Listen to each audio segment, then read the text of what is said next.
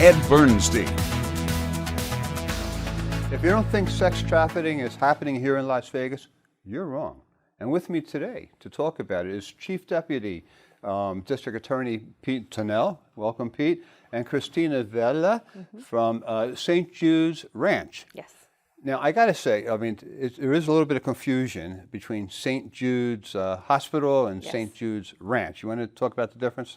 Yeah, so clearly, lots of people get us confused, but St. Jude's Ranch for Children is not connected to the hospital in any way. Of course, what we share in common is that we care for children, but St. Jude's Ranch for Children has been serving Southern Nevada for 55 years, and we care for child victims of abuse and neglect, homeless youth, and our newest project, child victims of sex trafficking.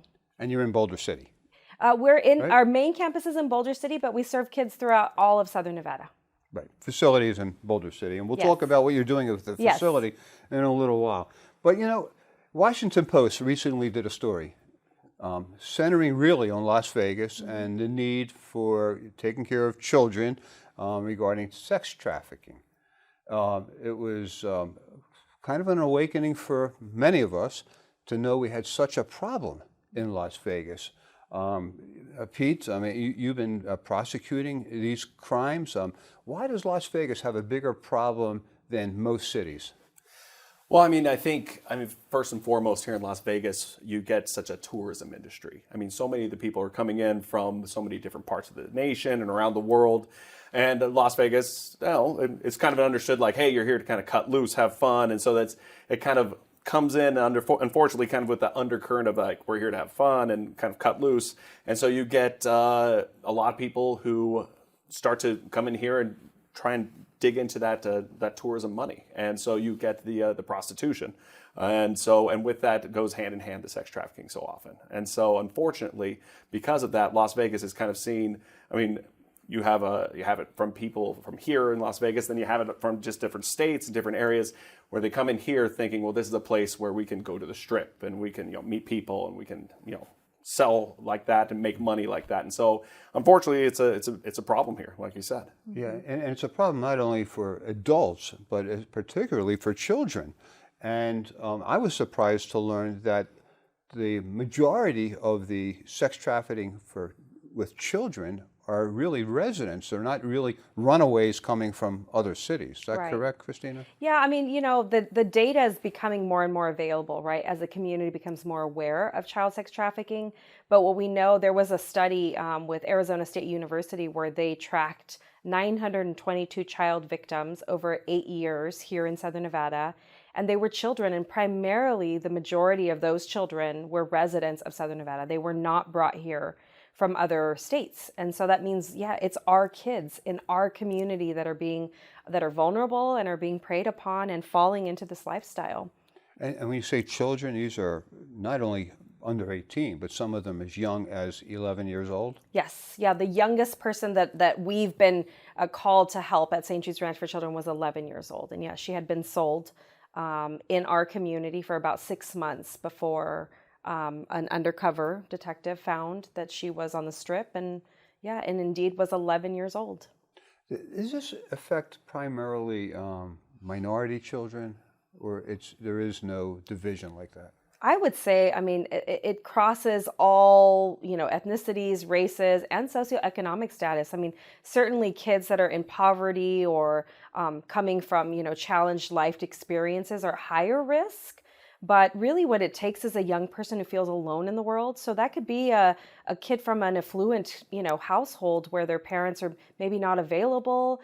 And, with the rise of social media and DMs, right, those direct messages, and somebody being nice to a young person saying, you're so beautiful, you should be a model, or I'd love to be your friend. And young people may not realize how vulnerable they are and that they're naive, right? They just don't understand that the motivation of the person on the other end may not always be pure. Now, of course, when we do catch a perpetrator that's enticing a young lady, we're able to prosecute him. It is a felony, correct? Definitely. How serious Yes. is it? Yes, very. So as far as sex trafficking goes, sex trafficking a minor, it's a category, what we call Category B felony, and it carries a very heavy penalty. depending on the age of the victim. So, I mean, it can be anywhere from 15 to life to 5 to life. But, I mean, so you're looking at what we call life tail, something where, I mean, this will follow you around. I mean, you'll be on parole, extensive time, you go to prison. And so it's a very serious felony, and it carries those penalties that are very serious as well. And kind of going along with what we're talking about here is you also, when you talk about coming from the community, and that's something that really surprised me as well when I started prosecuting these cases. I was like, wait a second, this isn't just all, from California or whatever else. I mean, you do get those, and definitely you get those, but a lot from this community, which kind of surprised me. I thought, boy, that's crazy how much. And then you also, unfortunately, with the sex traffickers, you also get a lot of people who are here from this community as well. And it's unfortunate because, I don't know if it's because they're so close to here and so it's on the mind or things of that nature. But I mean, if nothing else, I mean, you also obviously hope that we can get the word out to these girls, but you also hope to put the fear into these guys that, hey, this is no joke. I mean, we take this very seriously, and you're looking at really, really severe penalties on this. And so, I mean, that's one of those things with this. The Washington Post story it seemed to be centered around what happens to these young girls once we discover that there's sex trafficking going on. You are trying to create a facility over at St. Jude's to house and to kind of be a transitional place, my word, for these girls to live. Right now, there is no facility like that anywhere in the United States. So when you come across a victim, oftentimes for their own protection, we have to bring them down to juvie, right, and process them through juvenile court and just to try to keep them safe, I guess. I mean, we don't have a better solution. I mean, that's got to tie your hands a lot, Pete. Well, it's tough. I mean, it's an interesting question. I read the article too, and I mean, it's a tough situation. I'm excited. I'm excited for St. Jude to have this facility. I mean, I think everybody's excited for this. I mean, what a fantastic opportunity for everybody, and that is what everybody would want. I think it's so much better. I mean, in reading the article, I do want to give some credence towards these vice detectives, though. They really care, and they work really hard on this. And it's not like people are just kind of taking these girls when they get arrested and, let's just kind of throw them in there kind of thing. It's really, they have the best interests of these girls in mind. The arrest and holding on to them, this isn't just to kind of like, I don't know, bolster a statistic or something like that. It's because they really don't want this girl to just go straight back to a trafficker, because quite frankly, that's probably what's going to happen. I mean, with these girls, if you just arrested them and turned right around and said, all right, well, here's a citation, come to court in a couple weeks, see you later, good luck. I mean, they're going right back to their trafficker. And you don't know at that point if the trafficker is going to be, angry at them that they got caught. I mean, violence. I mean, it's a lot of concern. And then also perpetuating that cycle that keeps going on, that cycle that, they go back to this trafficker. And so for that reason, like you said, I mean, it's a little bit more of an imperfect solution until we get this wonderful center. But they need time away from this person. I mean, I don't want to be too dramatic. I'd like to deprogram. I don't want to talk about a cult or something, but I mean, it's a mindset, and you're trying to get them away. And I know you know more than I do about all this, but it's a mindset. Yeah. You need to get them away from this trafficker to get them in the mind, because most of the cases don't come from people calling up and saying, hey, by the way, I was sex trafficked. Right. And it's proactive work from these vice detectives who are very passionate about trying to reduce the sex trafficking going there. Yeah. Is there a drug implication as well with these young girls? I've seen it. I don't know if I'd say across the board. I think I've seen it. I think exactly what you were saying before. What I see a lot of is, once again, girls who are coming from maybe a household where they're just not getting a lot of attention or underserved. Parents are extremely busy, something of that nature, or just kind of from that kind of situation where they're getting attention from these guys. I think sometimes when I talk to people about sex trafficking, they have this idea of a gun to the head, and you're going to go to the strip, and you're going to go do this, and you better or else. And it's really not. It's a slow play. There's a lot of hey, we're going to be in a relationship, very romantic, and then all of a sudden, if only we had some money. How can we make some money? Then, we could do this. And they play this out until the girl's like, it's my idea too. And it's very crafty. And this is the majority of what I see, is it's kind of a romantic thing that kind of dovetails into, well, let's make some money too. And then it goes from there. And then obviously it just gets worse and worse. Yeah, I'm glad you brought that up, because it was very well put, because it's different than how we expect it to be. Yeah. Yeah. There's two issues here. One, is, hey, how do we stop the perpetrators from preying on these women, whether they be young or older? That's kind of your job. Yeah. The other one is, hey, now we have a victim here. These women are victims, and how do we deal with them in our community? So let's assume that you have a wish list, and you can create your facility any way you want over at St. Jude's. And you're in the middle of, you've raised about $10 million, you need another 5 million people, maybe another $5 million here. They're breaking ground in this facility in January. Give me your wish list of how this facility looks and how it would operate for these young women. Well, I'll first start with my wish list is that it wouldn't be necessary, right? It's a supply and demand issue. So I would say, before we jump into the healing center, is, the traffickers need to be held accountable, but this is a supply and demand issue. So and the main problem is the buyer of the sex with the children, right? So who's buying children for sex? That's a harsh and a hard conversation to have as a community, right? But it's happening. Somebody is purchasing children. So, part of it is really shedding a light on not just the traffickers, but also the buyers. And are the buyers similar to what your previous answer was, or from residents as well as tourists? Yes, all walks of life. And I think, law enforcement does these, sting operations and come up, with pictures, and they show us the mugshots, and it's every color, every age. So it's hard to know who it is. But part of the question is, sort of how do we as a community let people know that this is not acceptable, not only for the trafficker, but for the buyer. The hard part is that in the current system, the young people, that young person, that young victim is the one kind of quote unquote arrested. And I totally understand why, right? We want to remove them from a dangerous situation. The good news is the paradigm has been shifting. I think years ago, people would have used the word child prostitute as if in somehow she's choosing this. And now there's a recognition she's a victim, right? Children cannot consent to their own abuse. Doesn't matter how old they are, right? And so, but what we know is that the system's been shifting and the recognition that they're victims. And so now it's time to bring the services online. So the Healing Center it will be the first of its kind in Nevada, and quite honestly, throughout the entire country.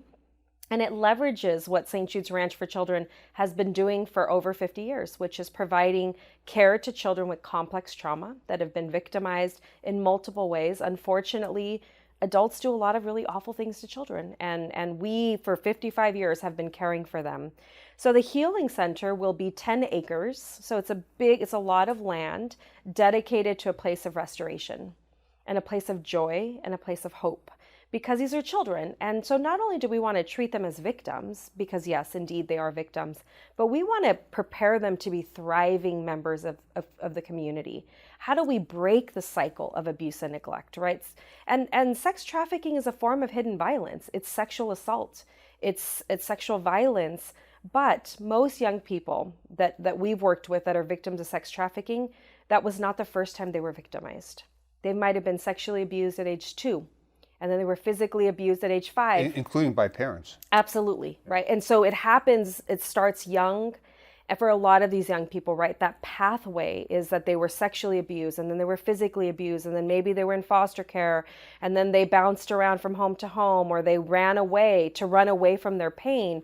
And so what we know is that we have to help them break the cycle. Or what will happen is they'll grow up to be adults that then have children that are not well, that end up in foster care, and the cycle continues. And so we have the audacious goal to break the cycle, right? Which means we have to meet young people where they are with the right services, right? So detention is not it. The good news is everybody agrees detention is not the solution. But up until when the Healing Center is open, there is no alternative. And so it's really time for the community to have the courage to say detention is not the answer. It really sends the wrong message about who's at fault. I mean, right, if the trafficker doesn't get arrested immediately and the buyer's out there doing whatever, they moved on with their life, and yet the victim is the one in detention, it is sending the wrong message. Yeah, I mean, sometimes you don't even know who the buyer is. I mean, sometimes it could be You don't. Metro just going undercover, You don't know. acting like a John to one of these young girls, and then arresting them that way. And that's the majority that I see. I mean, you'll get it sometimes the other way, but the majority, because logically speaking, that's, I mean, really kind of the most immediate way to find out who the person is who's offering it up. Get the girls off the street. Get the girls off the street, because it's rare you're going to get the other buyers calling up and saying, hey, I met this underage prostitute. You don't get that very much. Yeah. But here's the thing. We have a dream, right? We have a goal that if we create a safe place where young people feel safe enough from immediately not going to detention, and they can come and be in a place that has victim-centered services that are trauma-informed, that immediately we start building a healthy relationship with these young people. Even though, yes, there's a sense of, emotional trauma, and there's some brainwashing that happens by traffickers. But if we can build that relationship early on so that young people can start to feel comfortable to tell us their story, so that we can give law enforcement and everybody that needs to know the facts so they can go and increase prosecution, then that's the goal, right? But we need to shine a light on who are these buyers, and the person that knows is the child. Mm-hmm. And if the child doesn't feel safe enough to tell that story, well, then the buyers are getting off with nobody holding them accountable. Yeah. And that's where we've got to step in. And what she's saying, Pete, is that sometimes these young girls, and it's not, I guess it's also young boys at times, absolutely. Right? Yeah. Sometimes they are just intimidated and afraid to testify. Absolutely. Makes your job really difficult. It does. I mean, it's a challenge in that way. And like I was saying before, sometimes it's fear. Other times, once again, a lot of these guys, because they know how to smooth their way in, and so they feel like that that this person still, that they owe something to this trafficker, and so they don't want to, get on their bad side or do anything against them. And so you'll see that. I mean, getting participation, it's always something you're working at. I mean, it's definitely something that it's ongoing. But the Healing Center would put some distance, time-wise, Definitely. and distance-wise, between these young girls, young boys, and perpetrators. Yes. It'd be wonderful. Yeah. And that's really what you need. I mean, it's distance. I mean, distance makes such a difference, right? Because it gives them time to kind of reflect, kind of think about it. And given that time, hopefully they can kind of see. I mean, I've talked to so many of these young ladies, and so many of them where they now kind of can stop and reflect back and think, oh, what he did was crazy. One victim in particular I'm thinking of, really fantastic, really just a wonderful woman. She was one of the few who, after having been sex trafficked, she never told anybody for about a year or so, and then she saw her trafficker on the news arrested for the same thing, and she thought, no, I'm taking a stand. And so she reached out to Metro. Like I said, this is very rare, and so she really kind of stood up saying that this is wrong and this is terrible. And when talking to her, what was really impressed me a lot is how she talked about how that now that she's older and now that she's a mother, she just realizes the games he played and the way he was able to twist things. And I mean, at the time she was young and he was very flattering and like you were saying. And so she, given that space and time, she started to realize, oh, no, this is not how it's supposed to be. Now, granted, in that case, it was a lot longer, but hopefully with some time there at the center, they would be able to kind of put some distance and some thought into how they've been kind of used in that way. I would guess there's not many of those kind of success stories. I would consider that a success story. Somebody got out of the trade, created a life, became a mother, had her own children, lived potentially happily ever after. Most of these cases are not like that. I mean, that's the hope. I would say, Ed, actually it happens probably more than you would know. Yes. Well, that's nice to hear. I work with people that have lived experience that went on, and even through all their pain and their trauma, they decided they wanted to be part of the change and either go back and testify or go back and get a degree in social work so that they can be that person that's on the front line. Part of our goal at the Healing Center will be to have advocates, survivor advocates, because a young person hearing from an adult is sort of one thing, but from somebody from their level, right? Another young person who can say, I was in your shoes and I didn't believe that change was possible either, but yet here I am, right? And I'm here to help you. Yeah.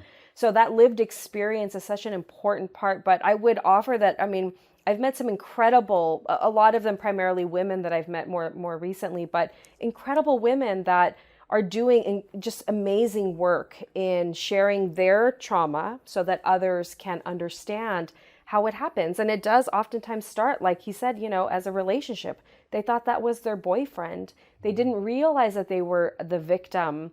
But our job to teach all kids, so all the kids that we serve at St. Jude's Ranch, even today, is about talking about true choice, right? This idea that we, is a choice, is it just resilience, right? You're surviving, but true choice looks different and it feels different than being forced into something that has you, with somebody hurting your body or violating your personal space. So there's a lot of work to be done, but, bringing awareness to it is certainly an incredible, first step. Yeah, and true choice, of course, involves having resources Absolutely. available. Absolutely. And this healing center would be one of them. Yes. How many children do you anticipate you'll be able to handle once you're open? Yep. So we'll have enough space for 63 young people. So we'll have 6 different houses and the first emergency shelter beds available 24/7, every day of the year, so that instead of going to detention, they'll be able to come directly to the healing center. So 63, and it's certainly not the end-all solution to this community's needs. Certainly, it's the first step in the right direction to have those beds, and certainly, we hope to be a model for other communities that are struggling with the same issues. As was mentioned in the Washington Post article, there is a lot of work, and I would agree. Our Metro partners and district attorneys and so many people involved, our judges care deeply. But until we get the right resources in place, the system just keeps sort of churning out the same results. And so we know we've got to disrupt it and create a multitude of resources, right? All different kinds of opportunities so that young people have a choice for how to heal, psychological, education, emotional, absolutely. socially. Yeah. All those things.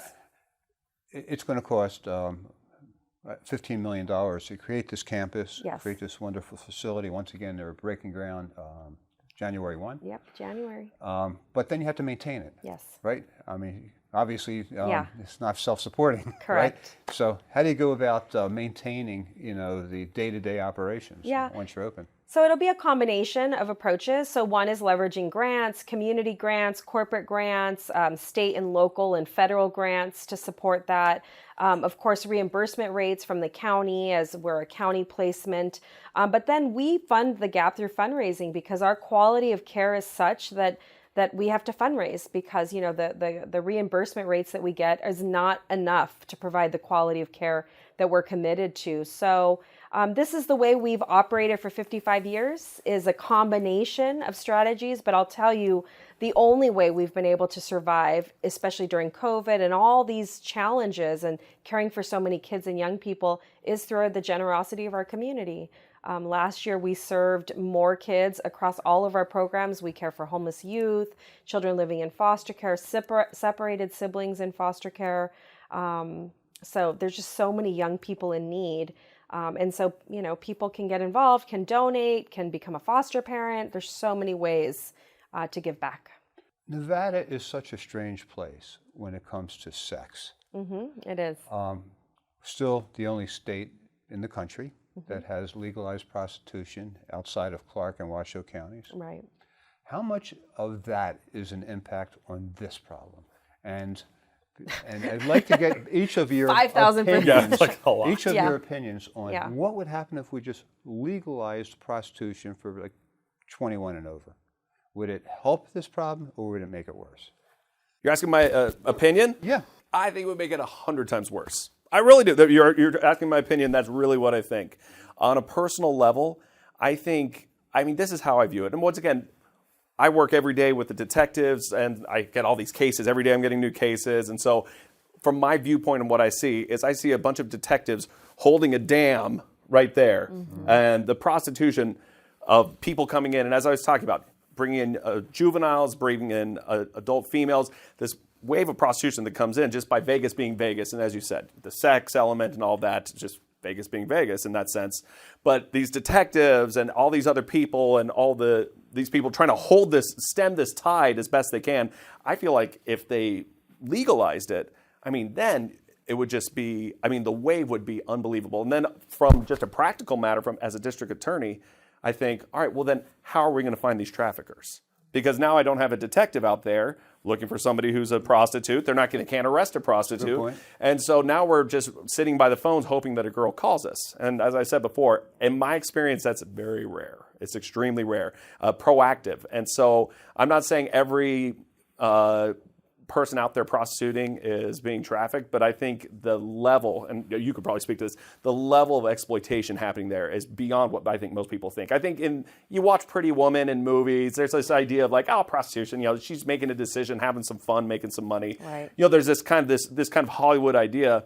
And I mean, in my experience, you see so much exploitation, so much of what is not the Hollywood idea of prostitution. And so the legalization, I'm pretty passionate about how much I disagree with this. Yeah. I think the legalization would be terrible, quite frankly. I think it would just make it so much worse. You agree, Christina? So what he said times 1,000,000%. What I will just add is prostitution, trafficking, whatever you call it, it comes with a lot more exploitation than anybody understands and a ton of violence. A ton of violence, right? Whether there's just so much violence that people are experiencing as a result.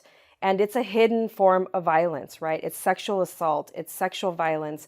And legalizing this, right, would, I think, create just a terrible message to what's acceptable. Yeah, I don't see it in the tarot cards anytime soon. But I was just curious because I know, like in a place like Amsterdam, is a problem better or worse in Amsterdam, if you know? There's still a lot of issues in communities that have decided to decriminalize it because it pushes the trafficking hit further underground, and it's harder to detect it. And we're already having a hard time figuring it out. So decriminalization, in my opinion, is not the solution. Hey, we're just touching on the surface of this problem today. So if you're engaged, you want to help, St. Jude's Ranch for Children over in Boulder City. Website, I'm sure, has been on the screen. If you see any of this happening, you report it to Metro. You can call the District Attorney's Office. Pete Thunell is happy to talk to you about it. Definitely. If you're a victim yourself, give the District Attorney's Office a call. And anything you can do to help St. Jude's Ranch for Children, Christina Vela, thank you very much. Thank Pete, you. thank you. Thanks, and Ryan. we'll see you next week. You.